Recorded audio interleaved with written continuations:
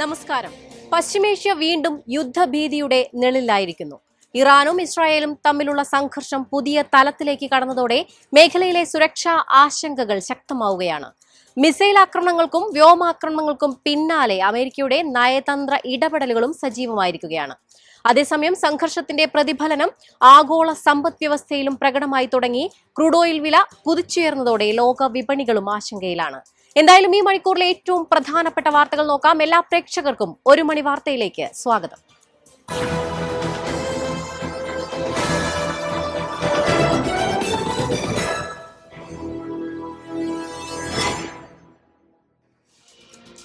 ഇറാനിൽ ശക്തമായ വ്യോമാക്രമണം നടത്തി ഇസ്രായേൽ. ഇറാൻ നടത്തിയ മിസൈൽ ആക്രമണത്തിന് തിരിച്ചടിയായാണ് മൂന്നിടങ്ങളിൽ ഇസ്രായേൽ സൈന്യം ശക്തമായ വ്യോമാക്രമണം നടത്തിയത്. പടിഞ്ഞാറൻ മധ്യ ഇറാനിലെ സൈനിക കേന്ദ്രങ്ങൾ ലക്ഷ്യമാക്കിയായിരുന്നു ഇസ്രായേലിന്റെ ആക്രമണം. പശ്ചിമേഷ്യയിൽ സംഘർഷം ഇതോടെ അതീവ ഗുരുതരമായ അവസ്ഥയിലേക്ക് മാറുന്നുവെന്നാണ് അന്താരാഷ്ട്ര മാധ്യമങ്ങൾ റിപ്പോർട്ട് ചെയ്യുന്നത്. ഇറാൻ ഭീകര ഭരണകൂടത്തിന്റെ സൈനിക ലക്ഷ്യങ്ങളെയാണ് ആക്രമിച്ചതെന്ന് ഇസ്രായേൽ ഡിഫൻസ് ഫോഴ്സ് അറിയിച്ചു. ഇതിനു പുറമെ തെക്കൻ ലബനനിലെ ഹിസ്ബുള്ള കേന്ദ്രങ്ങളിലും ഇസ്രായേൽ വ്യോമാക്രമണം നടത്തിയതായി റിപ്പോർട്ടുകളുണ്ട്. ഇസ്രായേൽ ആക്രമണത്തിന് പിന്നാലെ ടെഹ്റാനിലെ പ്രധാന വിമാനത്താവളമായ ഇമാൻ ഖൊമേനി അന്താരാഷ്ട്ര വിമാനത്താവളത്തിന് ചുറ്റുമുള്ള വ്യോമപാത ഇറാൻ അടച്ചു. എയർ ലോഞ്ച്ഡ് ബാലിസ്റ്റിക് മിസൈലുകൾ ഉപയോഗിച്ചാണ് ഇസ്രായേൽ ആക്രമണം നടത്തിയതെന്ന് ഇറാന്റെ റവല്യൂഷണറി ഗാർഡ് കോർ അറിയിച്ചു. ഇറാനുമായി ഒരു കരാറിലെത്തുന്നതിന്റെ അടുത്താണെന്നും അതിനാൽ ഇസ്രായേലിൽ ഇറാൻ നടത്തിയ ആക്രമണങ്ങൾക്ക് പ്രത്യാക്രമണം ഉണ്ടാകില്ലെന്നും അമേരിക്കൻ പ്രസിഡന്റ് ഡൊണാൾഡ് ട്രംപ് അവകാശപ്പെട്ട് മണിക്കൂറുകൾക്കകമാണ് ഇസ്രായേലിന്റെ സൈന്യത്തിന്റെ ആക്രമണം. പശ്ചിമേഷ്യയിലെ സംഘർഷം 100 ദിനം പിന്നിട്ടിരിക്കവെയാണ് പുതിയ സംഭവ വികാസങ്ങൾ ഉണ്ടായിരിക്കുന്നത്. ഇറാനെതിരായ പ്രതികാര നടപടി നിർത്തിവെക്കണമെന്ന് ഇസ്രായേൽ പ്രധാനമന്ത്രി ബെഞ്ചമിൻ നെതന്യാഹുവിനോട് അമേരിക്കൻ പ്രസിഡന്റ് ഡൊണാൾഡ് ട്രംപ് ആവശ്യപ്പെട്ടതായി റിപ്പോർട്ട്. ഇറാനെതിരായ ആക്രമണം തുടരുന്നത് നടന്നുകൊണ്ടിരിക്കുന്ന നയതന്ത്ര ചർച്ചകളെ പ്രതികൂലമായി ബാധിക്കുമെന്ന് ട്രംപ് ഫോൺ വഴി നെതന്യാഹുവിനോട് പറഞ്ഞതായി അടുത്ത വൃത്തങ്ങളെ ഉദ്ധരിച്ച് റിപ്പോർട്ടിൽ പറയുന്നു. മേഖലയിൽ സംഘർഷങ്ങൾ വർദ്ധിച്ചുവരുന്ന സാഹചര്യത്തിൽ സ്ഥിതി ഇനിയും രൂക്ഷമാകുന്നതിനെതിരെ നെതന്യാഹുവിന് ട്രംപ് മുന്നറിയിപ്പ് നൽകിയിരിക്കുന്നതായാണ് വിവരം. ഇറാനുമായി നയതന്ത്ര കരാറിലെത്താൻ സാധിക്കുമെന്ന ശുഭാപ്തി വിശ്വാസം ട്രംപ് പ്രകടിപ്പിച്ചതായും ഉദ്യോഗസ്ഥരെ ഉദ്ധരിച്ച് റിപ്പോർട്ടിൽ പറയുന്നു. ഇറാനിൽ നിന്നുള്ള മിസൈലുകളെ പ്രതിരോധ കവചം തടഞ്ഞിട്ടുവെന്ന ഇസ്രായേലിന്റെ അവകാശവാദത്തിന് പിന്നാലെയാണ് ട്രംപിന്റെ ഫോൺ കോൾ ഉണ്ടായതെന്നാണ് വിവരം. അതേസമയം ഇറാനെതിരായി നടത്തിയ വ്യോമാക്രമണത്തിന് പ്രതികാരമായി യമനിലെ ഹൂതി വിമതർ ഇസ്രായേലിലേക്ക് മിസൈലുകൾ അയച്ചതായി റിപ്പോർട്ടുകളുമുണ്ട്. ഈ മിസൈലുകൾ ഇസ്രായേലിന്റെ വ്യോമ പ്രതിരോധ സംവിധാനവും നിർവീര്യമാക്കിയെന്നും റിപ്പോർട്ടുകൾ പുറത്തുവരുന്നു. ഇസ്രായേൽ ഇറാൻ സംഘർഷം വീണ്ടും രൂക്ഷമായതോടെ ആഗോള വിപണിയിൽ ക്രൂഡ് ഓയിൽ വില ഉയർന്നു. ബ്രെന്റ് ഓയിൽ വില ബാരലിന് $3 ഉയർന്നത്.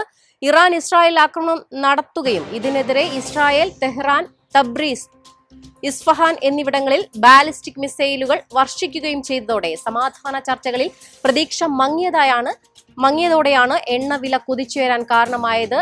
നിലവിലെ സംഭവ വികാസങ്ങൾ ഹോർമൂസ് കടലിടുക്കിലൂടെ ഓയിൽ കയറ്റുമതി പുനരാരംഭിക്കുമെന്ന പ്രതീക്ഷകൾക്കും തിരിച്ചടിയായി. ബ്രെന്റ് ക്രൂഡ് ഓയിൽ ബാരലിന് $3.2 ഉയർന്ന് $96.24 US ക്രൂഡ് ഓയിൽ ബാരലിന് $2.87 ഉയർന്ന് $93.41 മാർച്ച് മുതൽ എണ്ണവില 50% ഉയർന്നു.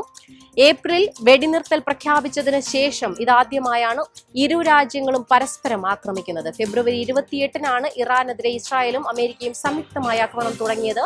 ഇതിന് തിരിച്ചടിയായി ഇറാൻ പശ്ചിമേഷ്യൻ രാജ്യങ്ങളിലെ അമേരിക്കൻ സൈനിക താവളങ്ങൾക്കും സൈനിക കേന്ദ്രങ്ങൾക്കും നേരെ ആക്രമണം നടത്തുകയും ലോകത്തിലെ 1/5 എണ്ണ വ്യാപാരം നടക്കുന്ന ഹോർമുസ് കടലിടുക്ക് അടയ്ക്കുകയും ചെയ്തു. അമേരിക്ക ഇറാനിയൻ തുറമുഖങ്ങൾക്ക് ഉപരോധം ഏർപ്പെടുത്തുകയും ചെയ്തു. ഇതോടെ എണ്ണവില ഉയരുകയായിരുന്നു.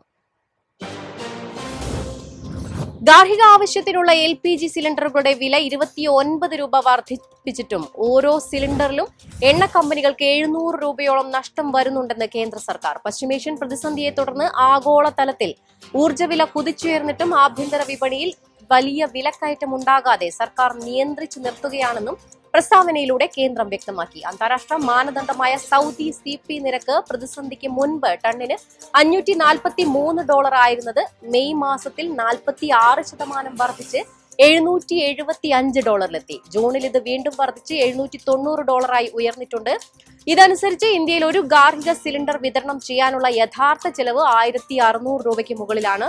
എന്നാൽ മറ്റു പല രാജ്യങ്ങളെയും അപേക്ഷിച്ച് വളരെ കുറഞ്ഞ നിരക്കിലാണ് ഇന്ത്യയിൽ പാചകവാതകം നൽകുന്നതെന്നും കേന്ദ്രം ചൂണ്ടിക്കാട്ടി. ഇന്ത്യയുടെ ആകെ LPG ഇറക്കുമതിയുടെ 54% ഹോർമുസ് കടലിടുക്ക് വഴിയാണ് എത്തിയിരുന്നത്. നിലവിൽ ഈ പാത തടസ്സങ്ങൾ നേരിടുന്നുണ്ടെങ്കിലും രാജ്യത്ത് പെട്രോളിയം ഉൽപ്പന്നങ്ങൾക്ക് യാതൊരുവിധ ക്ഷാമവുമില്ലെന്ന് കേന്ദ്ര സർക്കാർ ഉറപ്പു നൽകി. ഇറക്കുമതിയിലുണ്ടായ കുറവ് നികത്താൻ ഇന്ത്യൻ റിഫൈനറികൾ ആഭ്യന്തര LPG ഉൽപാദനം പ്രതിദിനം 32,000 ടണ്ണിൽ നിന്നും 60% വർദ്ധിപ്പിച്ച് 52,000 ടണ്ണാക്കി മാറ്റിയിട്ടുണ്ടെന്നും പ്രസ്താവനയിൽ പറയുന്നു. KSRTC ബസ്സുകളിൽ സ്ത്രീകൾക്കുള്ള സൗജന്യ യാത്ര ആദ്യഘട്ടത്തിൽ ഓർഡിനറി ബസ്സുകളിൽ മാത്രം. ജൂൺ 15 മുതൽ പദ്ധതി നടപ്പിലാക്കും. 100 ദിവസത്തെ പഠനത്തിന് ശേഷം രണ്ടാം ഘട്ടമായി കൂടുതൽ സൗജന്യം അനുവദിക്കാൻ സംസ്ഥാന സർക്കാർ തീരുമാനിച്ചിട്ടുണ്ട്. മുഖ്യമന്ത്രി VD സതീശനും ഗതാഗത മന്ത്രി CP ജോണും അടക്കം പങ്കെടുത്ത ഉന്നതതല യോഗത്തിലാണ് തീരുമാനമുണ്ടായിരിക്കുന്നത്. ഓർഡിനറി ബസ്സുകളിൽ മാത്രം സ്ത്രീകൾക്ക് സൗജന്യ യാത്ര അനുവദിച്ചാൽ KSRTCക്ക് പ്രതിമാസം 57 കോടി രൂപ ചെലവ് വരുമെന്നാണ് കണക്കുകൂട്ടൽ. സിറ്റി ഫാസ്റ്റിന് കൂടി അനുവദിച്ചാൽ ഇത് 65 കോടിയായി വരും. Ordinary, fast passenger, super fast ബസ്സുകളിൽ സൗജന്യം അനുവദിച്ചാൽ ചെലവ് വീണ്ടും കൂടും. പ്രതിമാസം 90 കോടി രൂപ അധികം കണ്ടെത്തേണ്ടി വരുമെന്നാണ് സർക്കാർ പറയുന്നത്. പ്രതിദിനം 10 മുതൽ 12 വരെ ലക്ഷം വനിതകൾ KSRTCയിൽ സഞ്ചരിക്കുന്നുവെന്നാണ് ഇപ്പോഴത്തെ കണക്ക്. പദ്ധതി നടപ്പിലാകുന്നതോടെ കൂടുതൽ വനിതകൾ യാത്ര ചെയ്യുമെന്നാണ് പ്രതീക്ഷിക്കുന്നത്. സംസ്ഥാനത്തുടനീളം ശക്തമായ മഴ തുടരുന്ന സാഹചര്യത്തിൽ വിവിധ ജില്ലകളിൽ അതീവ ജാഗ്രതാ നിർദ്ദേശം പുറപ്പെടുവിച്ചിരിക്കുന്നു. കാസർഗോഡ്, കണ്ണൂർ, കോഴിക്കോട് ജില്ലകളിൽ ഇന്ന് ഓറഞ്ച് അലർട്ടാണ്. മറ്റ് 11 ജില്ലകളിൽ യെല്ലോ അലർട്ടും പ്രഖ്യാപിച്ചിട്ടുണ്ട്. മണ്ണിടിച്ചിൽ സാധ്യത കണക്കിലെടുത്ത് പൊന്മുടിയിലേക്കുള്ള വിനോദസഞ്ചാരത്തിന് നിരോധനം ഏർപ്പെടുത്തിയിട്ടുണ്ട്. തിരുവനന്തപുരം അരുവിക്കര ഡാമിന്റെ ഷട്ടറുകൾ ഉയർത്തുകയും ചെയ്തു. ഡാമിന്റെ വൃഷ്ടിപ്രദേശങ്ങളിലും നദീതീരങ്ങളിലും താമസിക്കുന്നവർ ജാഗ്രത പാലിക്കണമെന്ന് അധികൃതർ നിർദ്ദേശിച്ചിട്ടുണ്ട്. കടൽക്ഷോഭ സാധ്യതകൾ കണക്കിലെടുത്ത് മത്സ്യത്തൊഴിലാളികൾക്ക് നിയന്ത്രണങ്ങൾ ഏർപ്പെടുത്തി. ഇടുക്കി ഉൾപ്പെടെയുള്ള മലയോര പ്രദേശങ്ങളിൽ രാത്രി യാത്രയ്ക്ക് നിരോധനം ഏർപ്പെടുത്തിയിട്ടുമുണ്ട്. സാംക്രമിക രോഗവ്യാപനത്തിൽ സംസ്ഥാനത്ത് ദുരന്ത സമാന സാഹചര്യമെന്ന് വിലയിരുത്തി ആരോഗ്യവകുപ്പ് ജാഗ്രതാ നിർദ്ദേശം നൽകിയിരിക്കുന്നു. കാലാവസ്ഥയിലെ പെട്ടെന്നുള്ള മാറ്റങ്ങൾ കാരണം H1N1, ഡെങ്കിപ്പനി, എലിപ്പനി, ചിക്കൻ ഗുനിയ, മഞ്ഞപ്പിത്തം തുടങ്ങിയ പകർച്ചവ്യാധികൾ 2017 സമാനമായി വ്യാപിക്കാൻ സാധ്യതയുണ്ടെന്നാണ് വിലയിരുത്തൽ.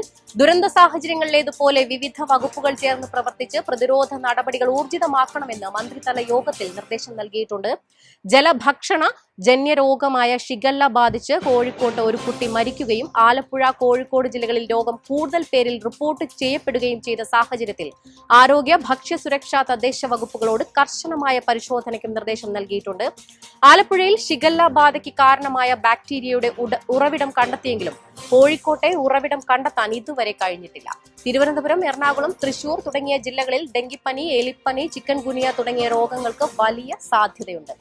വിവിധ വകുപ്പുകൾ ചേർന്നുള്ള മുൻകരുതൽ നടപടികൾ സ്വീകരിക്കണമെന്ന് മുഖ്യമന്ത്രി VD സതീശന്റെ അധ്യക്ഷതയിൽ ചേർന്ന യോഗത്തിൽ നിർദ്ദേശം നൽകി. സംസ്ഥാനത്തെ ഹയർ സെക്കൻഡറി സ്കൂളുകളിലെ +1 പ്രവേശനത്തിനുള്ള ട്രയൽ അലോട്ട്മെന്റ് പ്രസിദ്ധീകരിച്ചു. പൊതുവിദ്യാഭ്യാസ വകുപ്പിന്റെ ഏകജാലക പ്രവേശന പോർട്ടലായ HSCAP വഴി ഇന്ന് രാവിലെ 10 മണി മുതൽ ഫലം ലഭ്യമാണ്. മെറിറ്റ് കോട്ടയ്ക്ക് പുറമെ മോഡൽ റെസിഡൻഷ്യൽ സ്കൂളുകളിലേക്കുള്ള ട്രയൽ അലോട്ട്മെന്റും ഇതിനൊപ്പം പ്രസിദ്ധീകരിച്ചിട്ടുണ്ട്. വിദ്യാർത്ഥികൾക്ക് തങ്ങളുടെ അപേക്ഷയുടെ നിലവിലെ അവസ്ഥ പരിശോധിക്കാനും തെറ്റുകൾ തിരുത്താനുമുള്ള അവസാന അവസരമാണിത്. ലഭിച്ച വിവരങ്ങളിൽ ഏതെങ്കിലും തരത്തിലുള്ള തിരുത്തലുകളോ മാറ്റങ്ങളോ വരുത്താനുണ്ടെങ്കിൽ ജൂൺ 10 വൈകുന്നേരം 5 മണി വരെ സമയം അനുവദിച്ചിട്ടുണ്ട്.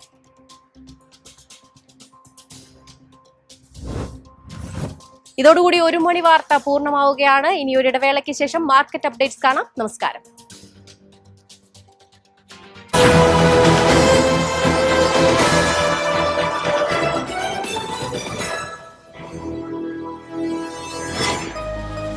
എളുപ്പത്തിൽ സമ്പാദ്യം വളർത്താം. ഇന്ന് തന്നെ മൈഫിൻ TV ആപ്പ് ഡൗൺലോഡ് ചെയ്യൂ.